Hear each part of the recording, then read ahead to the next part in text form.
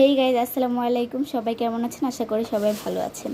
আলহামদুলিল্লাহ, আমিও ভালো আছি।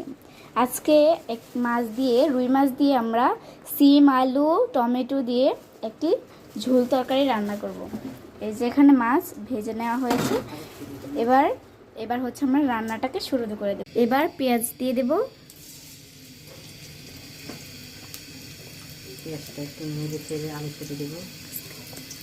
পেঁয়াজটাকে একটু নেড়ে চেড়ে আলুগুলো দিয়ে দেব।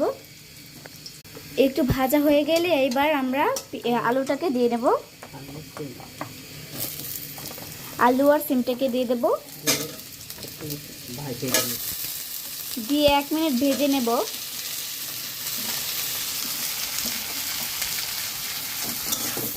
ভালো মতো নাড়াচাড়া করে নিচ্ছি।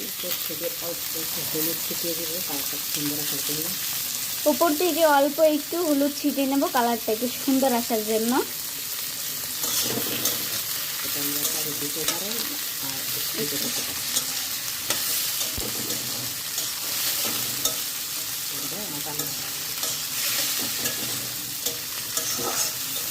এবার এটা অল্প একটু সিদ্ধ হলেই আমরা টমেটোটা দেখুন 1 মিনিট ভাজার পর কি সুন্দর একটা কালার এসেছে। এবার একের পর এক মশলাগুলো দিয়ে নেব।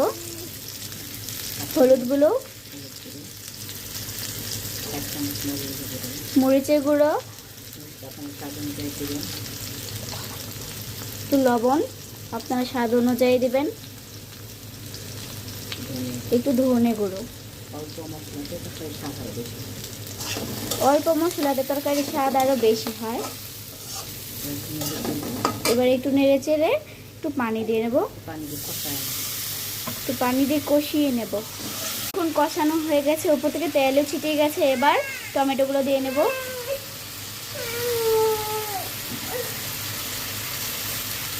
টমেটো দিয়ে নেড়ে চেড়ে এবার পানি দিয়ে নেব।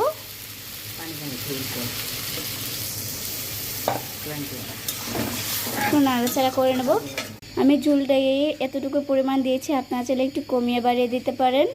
এবার এক এক করে মাছটাকে দিয়ে নেব।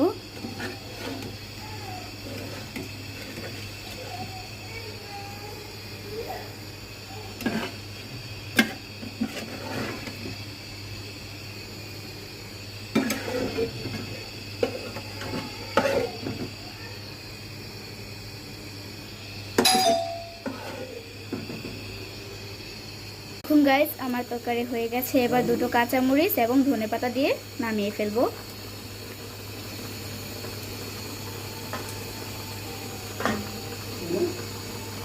বাস হয়ে গেল।